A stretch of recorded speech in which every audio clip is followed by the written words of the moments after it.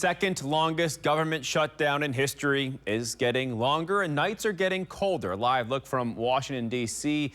tonight, where a short-term funding bill failed to pass the Senate today. And as winter is approaching fast, we're learning millions of New Yorkers could be left out in the cold. Governor Kathy Hochul saying today the shutdown leaves New York without federal funding for a vital program many households rely on to heat their homes. CBS 6's Sean Kavanaugh in the studio with us here tonight talking about this delayed rollout to the HEAP assistance program for heating. Sean, what do you have on this here tonight?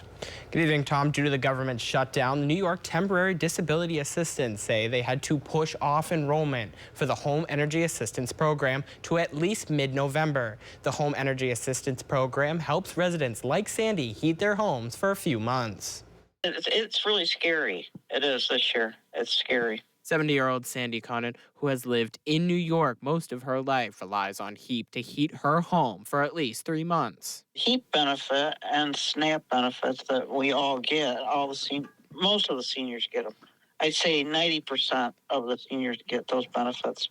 Without those, I don't know what anybody's going to do. The state of New York is expecting $400 million in HEAP aid that is not being approved due to the government shutdown. It's particularly important in New York State during the winter months so that people can keep their energy bills paid and keep their homes warm. Lawmakers on both sides of the aisle say they're fighting to get HEAP back on track. I have a strong record over the past decade of consistently voting to support HEAP.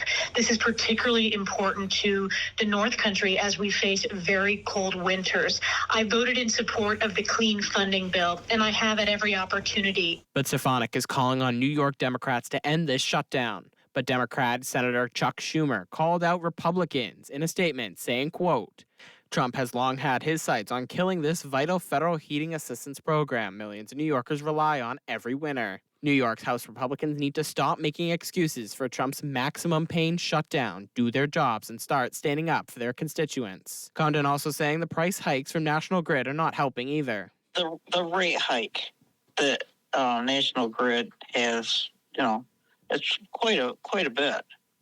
And they're already seeing increases, so that's a big concern, too, with a lot of people. New York Temporary and Disability Assistance says they hope to have HEAP open by November 17th. But if the shutdown continues, they can't open. So we need Congress and the White House to act to make sure that HEAP and many other programs that we're concerned about are funded. We cannot open without a federal grant. Gwynn said that residents can reach out to their local departments of social services as a backup plan if HEAP is not funded this year. Reporting live in studio, Sean Kavanaugh, CBS 6 News.